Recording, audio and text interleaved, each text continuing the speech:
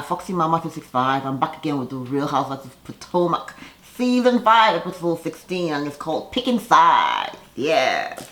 So we're still reeling from Jamal living in the phone. They're still at dinner, and of course Giselle is still kind of like, why is the grand dame so invested in her life, you know? And of course it now leads on to, oh, what's going on with Robin and what's going on with her situation with Juan. And Robin says there ain't no way in hell she's going to be proposing, but definitely she's ready, you know, to get a ring. So at this point, the grand dame says, Karen says, oh wow, Giselle, you were on Instagram and you were walking, you know, in front of the jewelry store. Is one meant to meet you up there? And you can see clearly it's like, oh my gosh, oh my gosh, oh my gosh, why is she saying this, you know? But she does her best to hide it, and like, no, she was just walking by, and you know, she just wanted to like feel happy with herself and all of that. Whew, that was close. Anyway, the ladies are going to go to bargaining, and that seems like real fun. I really love to explore. I really, you know, that's kind of my thing, you know. I really loved. The only thing I probably won't do will be rides that are crazy high.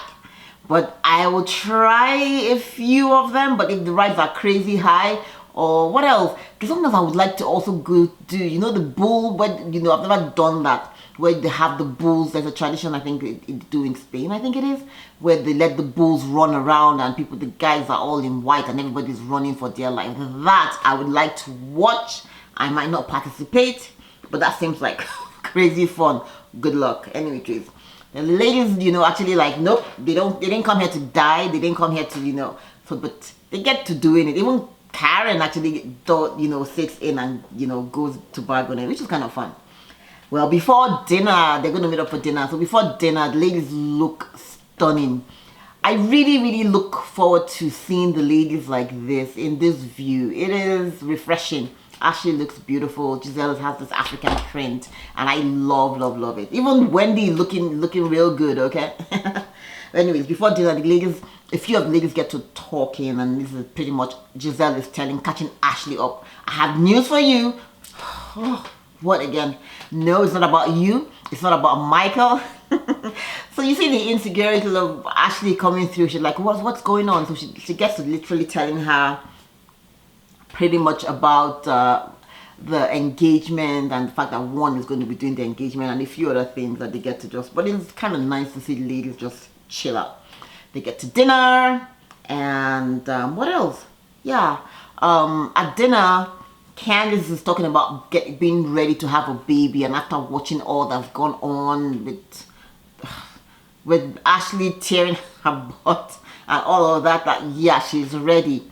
And Ashley's like, I'm happy to hear that you're ready, but I do remember a certain time when you kept on digging at me and Michael, my husband, when pretty much we said we were ready, and even after we had the miscarriage, you were so mean-spirited. And that was pretty much the whole of the season before, when Ashley was trying to get pregnant. Candice was pretty much like, are we having a baby or are we having a corona? You know, and it just wasn't her place. And then she kept on talking about how Michael was crying at the Monique's rainbow party, baby shower, that she had, and Michael and Ashley, you know, talked about it, and she said Michael, but there were no tears and all of that, and she said it was fake crying. So I totally understand why Ashley is still in her feelings, but the ladies are wondering how come. And of course later on we're going to see why Ashley is trying to kind of stir up some drama and make it look like, oh, she and Candice have beef, because they're actually in a good place now. So everybody's like wondering why she's bringing that up. Anyway, of course at this point Robin decides to chime in and say, but Ashley, remember that was you a few years ago, and that is totally really true, because Ashley used to be the mean girl, and I don't even think she actually knew what she was doing, kind of like what Candice is doing right now, and not able to see, you know, how mean-spirited it is. Maybe when she starts her journey, or when she has the baby, those things kind of soften people up, or when you've lived a little, you know. So of course they're happy to tell Ashley how she also used to, you know, do some mean-spirited things, talking bad about Ray and Karen's finances and how their marriage wasn't on solid ground, and also talking about Robin and Juan's situation, and she couldn't understand why Robin was staying with Juan even though Juan was kind of cheating and all of that, and she kept on bringing all those allegations up. And so they're kind of like reminding her that, girl, this is how you used to be, okay? And of course you see Candice is like, Candice is kind of happy that, you know, that the other ladies are fighting her battle, and I think it's kind of unfair. Let Candice, you know, fight her battle herself. Yeah, that's what I feel about that. However, the real situation is that while Ashley is able to look back and say, oh, maybe that wasn't really right, and is kind of like able to come up to people and say, I'm sorry, I did that wasn't right. Candice, on the other hand, even though she has apologized, you can still see that she's kind of not really apologetic. Even though she says it's from her heart, but I guess it would be baby steps at this point, so it is what it is. The prank on Wendy, this was really nice to see and watch. You know, I would not be able to sleep in that. I would have to change my, I would not, because I would be like, oh, I don't like snakes, I don't like creepy crawlers, I don't like look, listen, that is me. I won't be able to sleep in that bed. Once I'll be like, oh, is it possible? Did they leave something? No way, not me. But anyways, Wendy's a good sport. They get her real good. They put the spider, and she sees the spider. She's like, oh, not a big deal. She chucks that out. And then she opens the bed and she sees the snakes and all. She's like, ah! And she's running. The other ladies are outside watching live as she's squirming, running around. Anyway, I really do like to see the ladies do more of this. Not necessarily pranking each other, but having fun, you know, just light-hearted fun. We don't always want to see them, you know, carrying knives and trying to kill each other. No, from time to time we actually like to see this part. So Giselle is by the poolside the next day, and Robin is looking at her pictures from her hat collection that she had with the ladies, and she comes downstairs. Robin, you ain't shit for doing this, okay? At this point, Robin is showing Giselle the pictures, and the pictures really look really, really good. Candice's photo was really nice. However, she says she didn't get any good photos of the grand dame, Karen, and she's really not sure Karen, you know, how she's age-wise. And I'm thinking, why is that even a conversation? That is just so mean-spirited.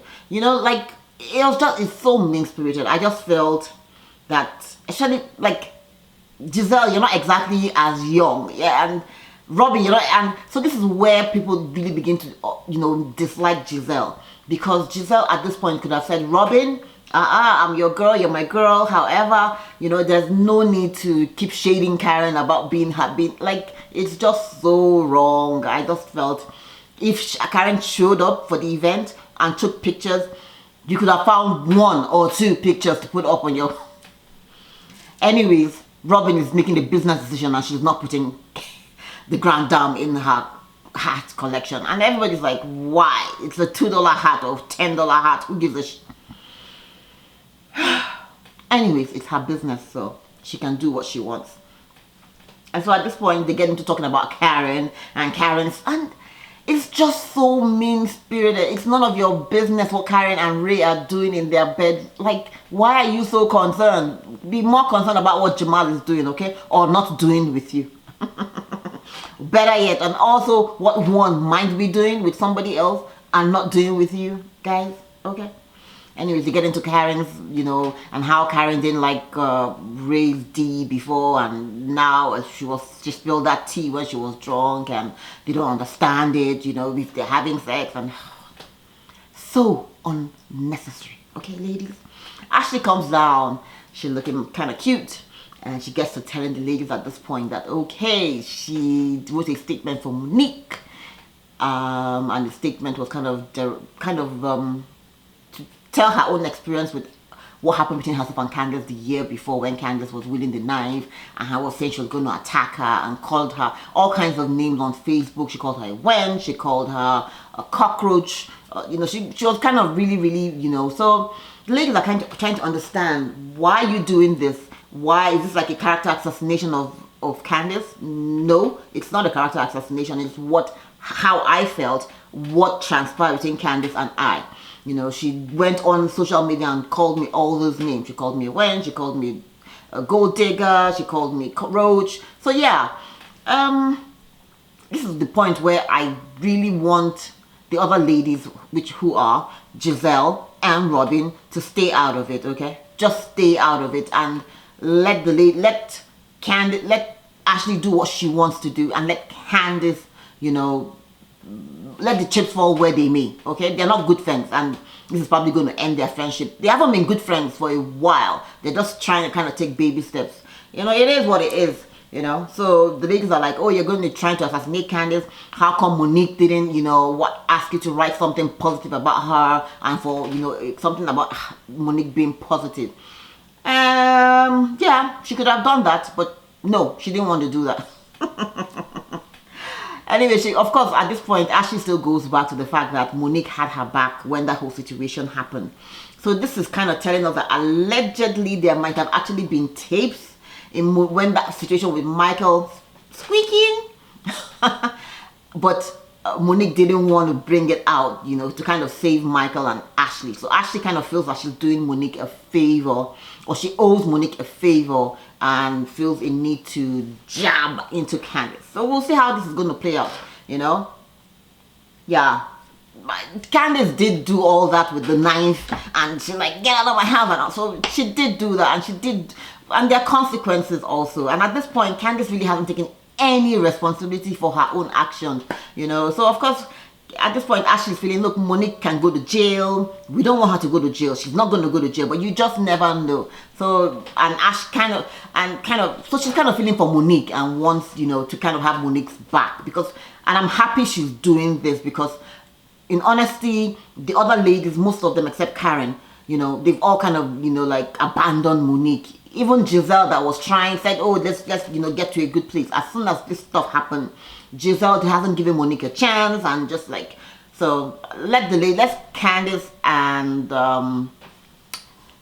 Monique handle this situation. Let's see what's going to happen next week. It looks like this week really didn't give me much. I really wasn't feeling that much, but I'm happy to see the prank and all of that. But it looks like next week we're going to get into some more shit, because at this point, Candice is going to find out what Ashley has done, and we're going to see the reaction and all of that. Hopefully, Wendy will stick out of it, okay? Anyways, thanks for watching, guys. Be sure to share, be sure to like, and subscribe.